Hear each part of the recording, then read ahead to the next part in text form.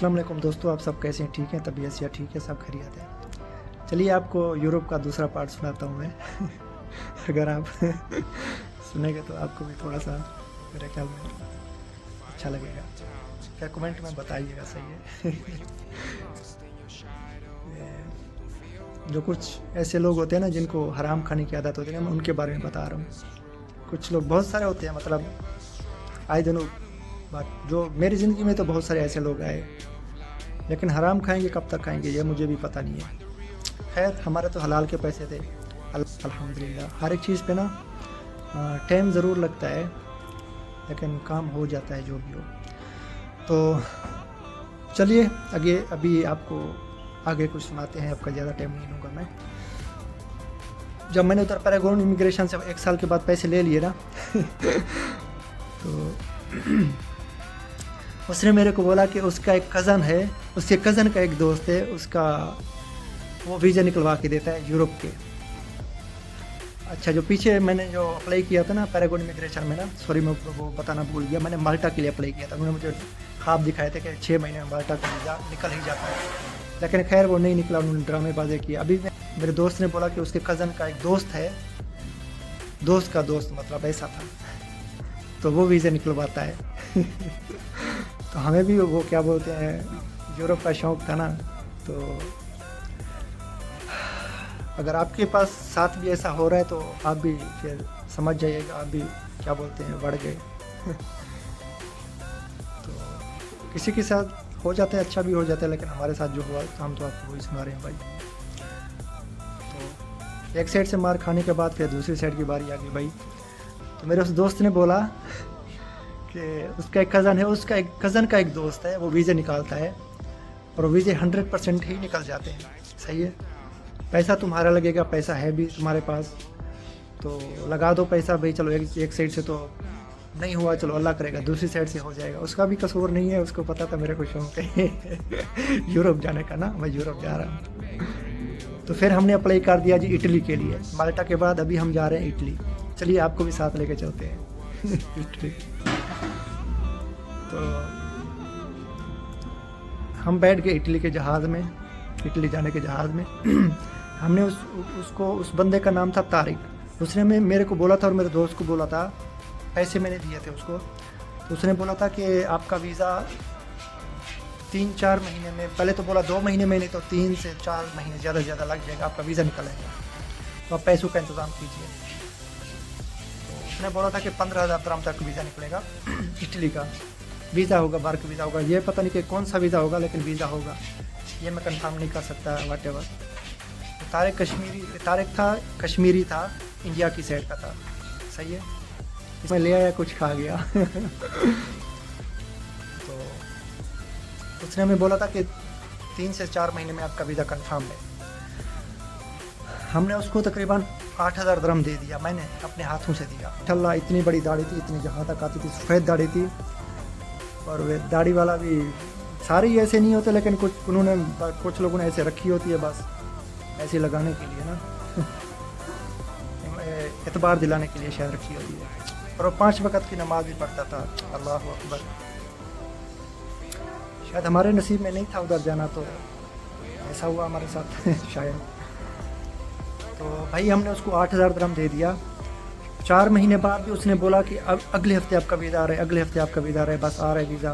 इस कंपनी में मैंने अप्लाई किया है, अभी उधर छुट्टियां हैं वगैरह वगैरह, पता नहीं ऐसे ऐसे करते हुए 7 महीने गुजर गए। 8,000 dirham, 8 या 10,000 dirham हमने उसको दे दिया था। मैं अपने डेली दोस्त को मैसेज करता था, भाई मेरे पैसे किधर हैं। वो अपने कज़न को बोलता था, उसका कज़न फिर उधर मैसेज करता था, वो बोलता था भाई अभी बस हो गए पैसे, 7-8 दिया हुआ है और 500-600 और भेज दो, बस इस हफ्ते आपका वीज़ा आ जाएगा, 2 दिन बाद आपका वीज़ा आ जाएगा। वो हमें मतलब इटली के जहाज़ में उसने बिठाया हुआ था, बस जहाज़ में खाली उड़ना था, खाली उसमें फ्यूल नहीं था, बस फ्यूल उसको हर महीने में 500-600 dirham हम फ्यूल का देते थे कि इसमें फ्यूल डालो और मेरे को उड़ा दो इटली में पहुँचा दो ऐसा होता था। हम इटली के जहाज़ में बैठे हुए थे ना, तो उसने हमें इटली के जहाज़ में बिठा के ना, इटली के जहाज़ की जो टिकट होती है ना, वो हमें खाली पकड़ाई थी उस 8,000 dirham या 10,000 dirham में से। और वो टिकट क्या थी कि उसने इस्लामाबाद से अप्लाई किया था, कोई हमें पेपर दिया था कि ये इस्लामाबाद की एम्बेसी से है, हम अप्लाई यहाँ से कर रहे हैं, उसने हमें पेपर दिया था इस्लामाबाद की एम्बेसी का कि ये इस्लामाबाद की एम्बेसी का क्या बोलते हैं पेपर है तुम्हारे लिए ऊपर, इटली के लिए हमने अप्लाई किया है। 68,000 तरह 68,000 रुपीज़ लगा हुआ था ऊपर कि हमने पाकिस्तान से अप्लाई किया है, क्योंकि हमारे वहाँ पे कुछ जानने वाले हैं तो आपको उधर नहीं जाना पड़ेगा, मतलब इंटरव्यू के लिए नहीं जाना पड़ेगा। ऐसा भी ड्रामा किया था उसने हमारे साथ। इंटरव्यू के बगैर भी कोई जाता है यार, वो तो अभी हमें पता चला कोई नहीं जाता है। ऐसा होता था भाई साहब। खैर 8 महीने बाद 7 महीने बाद मेरे को पता चला, उसने बोला कि मेरी एक कज़न की बेटी या कुछ ऐसा कुछ फौत हो गया है। वो बहाना बना के जैसे निकला ना, उसने बोला था कि अभी 2-3 दिन तक तुम्हारा वीज़ा आ जाएगा, लेकिन मेरे एक रिश्तेदार फौत हो गया, कोई कज़न की बेटी पता नहीं क्या। जो बेईमान होते हैं ना वो बस जो कोई भी झूठ बोल देता है, उसका कोई टपक गया कि नहीं टपक गया पता नहीं क्या, अल्लाह उससे पूछेगा। मेरे पैसे वो कब तक खाएगा जो थोड़े से रह गए। तो भाई साहब वो जनाब अपनी उसको दफनाने चले गए इंडिया, कश्मीर वाली साइड का था ना उसकी आईडी। तो वो भाई साहब हमारे पैसे लेके चला गया, तो अपनी उस रिश्तेदार को दफनाने के लिए। फिर बाद में हमने रब्ता किया, बोला भाई ये हो गया वो हो गया, बस मैं आ रहा हूँ, ये हो रहा है वो हो रहा है। 9 या 10 महीने फिर ख़त्म हो गए। 10 महीने 2 महीने का उसने 2 महीने में हमें इटली पहुँचाना था। जिन्हें पता नहीं होता ना वो ऐसे 2 महीने में जाते हैं, लेकिन कम से कम अगर टाइम लगता है तो 6 महीने यूरोप का विज़िट वीज़ा हो जो भी हो 6 महीने में कम से कम लगते हैं भाई। आपको सीधी बात बोल रहा हूँ, धक्के खा खा के हमने इतना तो सीखा है, धक्के या धोखे समझे। तो भाई वो हमारे पैसे लेके भाग गया। फिर हमने उसकी इन्वेस्टिगेशन की जहाँ पे काम करता था, एक मोबाइलों की शॉप थी वहाँ पे काम करता था वो बंदा। तो जनाब जब हमने वहाँ पे इन्वेस्टिगेशन की तो उन्होंने बोला हमने भी उसको निकाल दिया था काफ़ी टाइम पहले, वो तो हमारे साथ भी फ्रॉड करता था, अपना भी काम खोला हुआ था और हमारे साथ भी काम करता था, वैसे 2 नंबरी करता था। हमने उसको काफ़ी टाइम पहले निकाल दिया था और हमें वो बोलता था कि मैं उसी मोबाइलों की शॉप में शारजा में काम करता था वो बंदा, कि मैं उसी मोबाइलों की शॉप में ही काम करता हूँ, कि ये उस बंदे के काम है। खैर कुछ पैसे मेरे दोस्तों ने उससे निकलवा लिए और कुछ पैसे उसके पास रह गए। तो हम यूरोप इस तरीके से पहुँचे। अभी दुबई में है, यूरोप से वापस आ गए, दुबई में है, अभी थोड़ा सा होश आया है। और जब से सोचा ना कि दुबई में ही रह के काम करना है, दुबई में सुकून है, तो यूरोप का ख्वाब हमने छोड़ दिया। यूरोप का ख्वाब जब से छोड़ा है अल्हम्दुलिल्लाह काम शाम भी सही चल रहा है, जॉब भी बहुत अच्छी मिली है, हमारा रुतबा भी बहुत अच्छा है अल्हम्दुलिल्लाह, अल्लाह ताला का बहुत बड़ा करम है। तो अगर आपको भी यूरोप जाने का शौक़ है तो आपका भी शौक़ ऐसे पूरा होगा शायद जैसे मेरा हुआ है। तो अगर आपके साथ भी ऐसा हो रहा है तो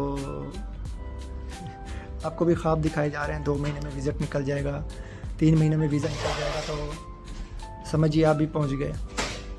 बस हर महीने उनको जहाज़ में बैठे होंगे आप, हर महीने उनको फ्यूल के पैसे देते रहिए, 500, 600, 1000, 2000, जैसे पहले कौन इमिग्रेशन को भी मैं देता था। तो आप भी पहुंच जाएंगे मेरी तरह, सही है। किस्सा मुख्तसर ये है कि आजकल के ज़माने में ना किसी पे भरोसा नहीं करना चाहिए, किसी पे भी भरोसा नहीं करना चाहिए।